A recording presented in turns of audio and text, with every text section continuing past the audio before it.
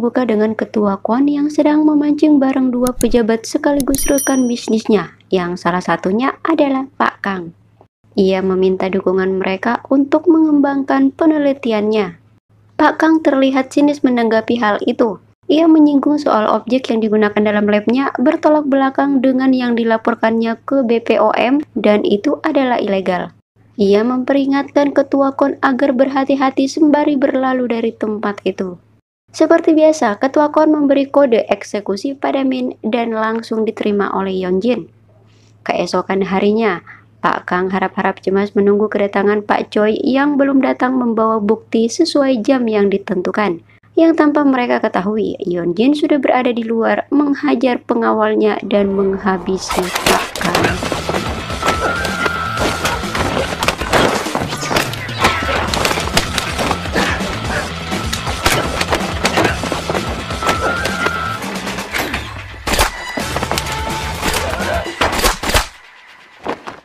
Shin berpindah ke ruang rahasia Miare Biotik di mana meja di lab rahasia itu kini telah terisi penuh. Korbannya sesuai ucapan Profesor Choi. Sel induk para gadis muda inilah yang dijadikan obat segala macam penyakit dan obat awet muda. Yumi, asisten Mumun, diam-diam mengambil data tersebut untuk diberikan kepada Profesor Choi sebagai bukti kejahatan perusahaan Mirai yang akan diserahkan kepada Pak Kang. Ia menyimpan bukti tersebut dalam sebuah loker yang berada di stasiun kereta. Tak lama kemudian Pak Choi datang mengambilnya. Tentu saja hal itu diketahui oleh Min dan anak buahnya yang sudah lama memantau pergerakannya. Alhasil Pak Choi berhasil ditangkap. Di ruang pribadinya, Ketua Kwon kembali menyuntikkan sel induk ke tubuhnya. Ia akan segera merilis hasil penemuannya tersebut secara resmi. Min memintanya untuk menundanya hingga mata-mata dalam perusahaan mereka berhasil tertangkap. Akan tetapi Ketua Kwon tak mau menundanya lagi. Ia memerintahkan Min agar segera menuntaskan masalah itu sebelum hari peresmian yang akan dilakukan 2 minggu lagi. Yeonjin yang sudah menyelesaikan pekerjaannya mulai merasa bimbang. Ia ingin segera berhenti menjadi pembunuh dan hidup tenang. Di kediaman John, ia membeberkan semua rahasia Ketua Kwon pada Taeyong. Awalnya, Mirai Biotik dipegang oleh 6 ilmuwan ternama. Namun Ketua Kwon menghabisi 5 rekan kerjanya yang tak setuju menggunakan sel induk manusia. Mereka harus segera menemukan bukti sebelum hari peresmian yang sudah diumumkan di surat kabar. Ketika Yeonjin sedang berduaan dengan Yeomin di atas gedung, Mumun memanggil 3 orang siswanya yang sering membuli Yeonjin. Sudah dapat dipastikan mereka bertiga akan menjadi subjek sel induk Mirai Biotik. Untuk pertama kali dalam hidupnya, Yeonjin menikmati hidupnya secara normal dan bahagia bersama pria yang dicintainya.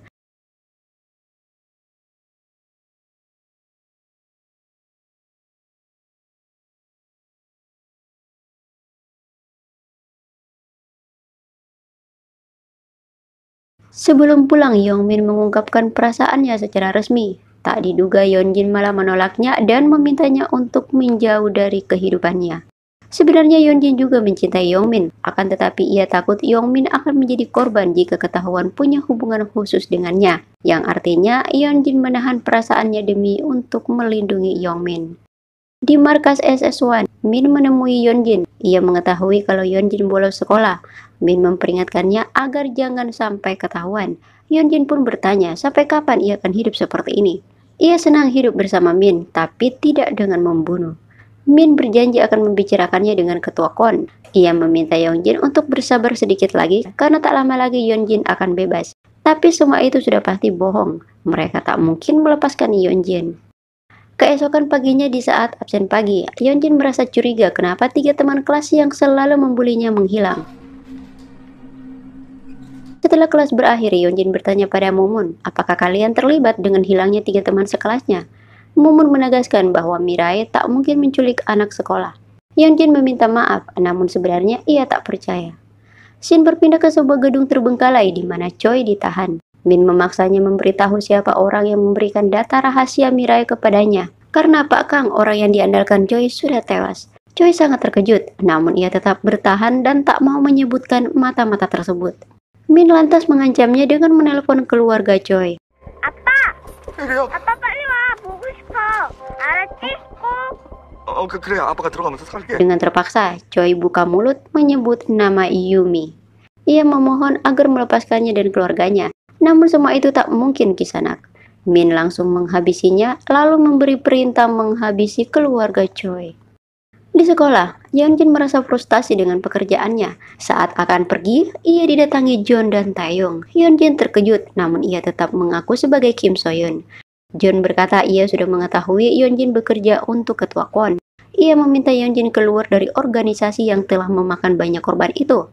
Namun Yeonjin tak percaya. Ketika keluar kelas, Min muncul secara tiba-tiba yang membuat mereka semua kaget. Min curiga ada orang lain di dalam kelas, namun ia memutuskan untuk membiarkannya. Keesokan harinya, Yumi janjian bertemu Choi. Ia belum mengetahui kalau Choi sudah tewas. Min memberi tugas eksekusi Yumi pada Yeonjin. Ia berkata itu adalah tugas terakhir Yeonjin. Terlihat Yongmin berada di tempat itu bersama klub fotografer. Saat keluar dari mobil, Yumi melihat Yeonjin.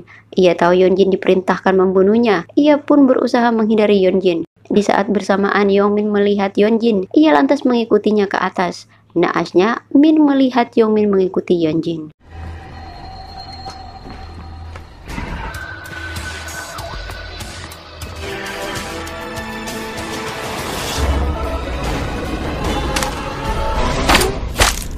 Sebelum mati, Yongmin memberikan kalung berbentuk flashdisk pada Yeonjin.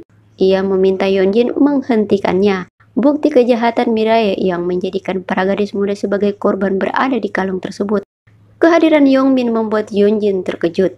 Begitupun Yongmin. Di saat bersamaan, satu tembakan mengenai kepala Yongmin yang membuatnya tewas saat itu juga. Yeonjin sangat terpukul melihat kematian pria yang dicintainya di tangan Min, wanita yang dihormatinya.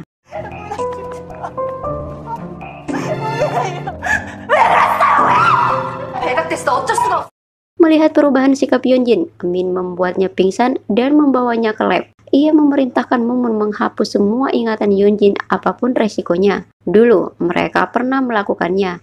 Sayangnya, orang tersebut mati setelah beberapa hari kemudian. Namun, Min tak mau mengambil resiko. Ingatan Yeonjin harus segera dihapus. Tak lama kemudian, anak buah Min datang melaporkan keberadaan John. Ia segera bergegas ke tempat itu dan menyerahkan Yeonjin pada Mumun. Proses penghapusan memori pun dimulai. Beberapa menit kemudian, Yeonjin terbangun. Ia melepaskan semua selang infus. Mengetahui proses tersebut gagal, Mumun langsung menyerang Yeonjin yang membuatnya kaget. Pertarungan pun tak terhindarkan lagi.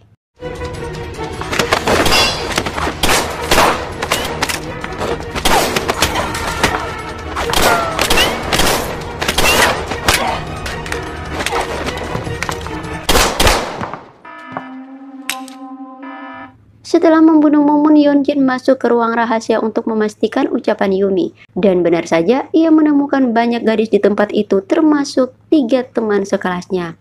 Tiba-tiba alarm berbunyi, terlihat informasi bahwa Yeonjin kini menjadi target selanjutnya. Ia segera pergi dari tempat itu. Sementara itu di tempat persembunyian John, semua pasukan Min sudah berada di tempat itu. John meminta Taeyong pergi dari sana. Ia harus selamat agar bisa mengungkap kejahatan ketua KWON. Satu persatu anak buah Min dihabisi John.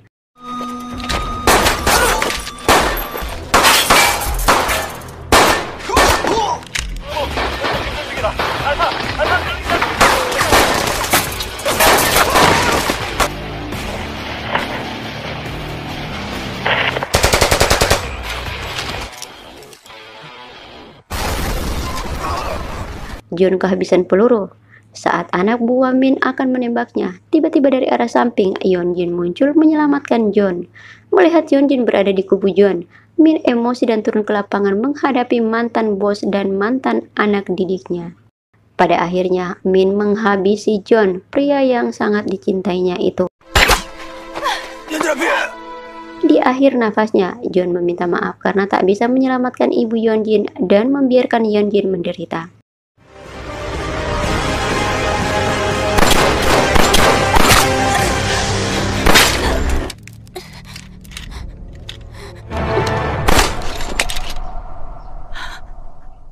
Sementara itu di kantor pusat Mirai, suasana begitu ramai menyambut perilisan produk terbaru ketua KWON yang menjadi terobosan pertama dalam sejarah penelitian sel induk. Dan jelas saja, Taeyong pasti tak akan melewatkan kesempatan itu.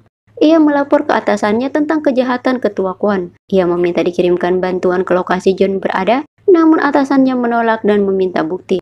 Taeyong dengan kesal menjawab bahwa ia akan mempertaruhkan pekerjaannya.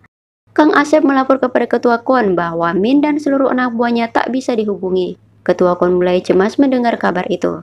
Meskipun begitu, ia tetap terus melanjutkan acara perilisan produknya. Dengan penuh percaya diri, ia mempresentasikan terobosan terbarunya yang berhasil menyelamatkan dan menyembuhkan 3 orang pasien yang telah divonis mati.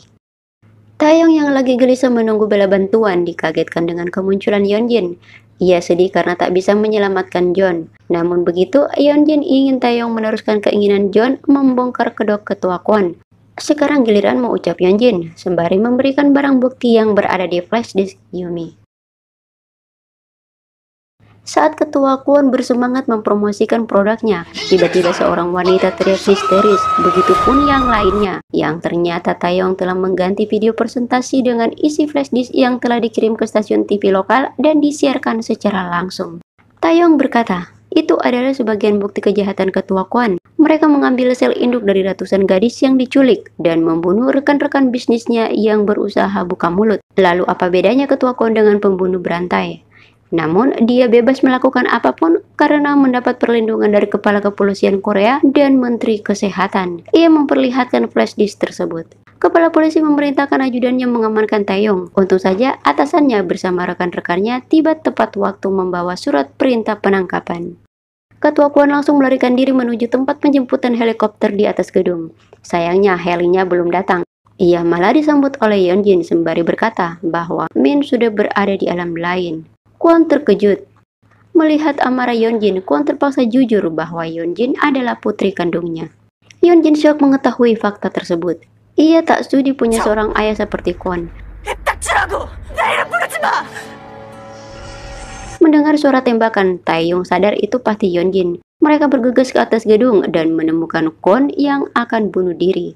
Hal itu ia lakukan karena tak sanggup menerima hukuman dan menanggung malu. Taeyong beserta rekan-rekannya gagal menghentikan aksi bunuh Kwon. Dengan viralnya kasus tersebut, perusahaan Mirai resmi ditutup. Seluruh pihak yang terlibat ditangkap. Singkat cerita, 2 tahun kemudian, kini Taeyong telah naik jabatan atas prestasinya membongkar kasus Kwon.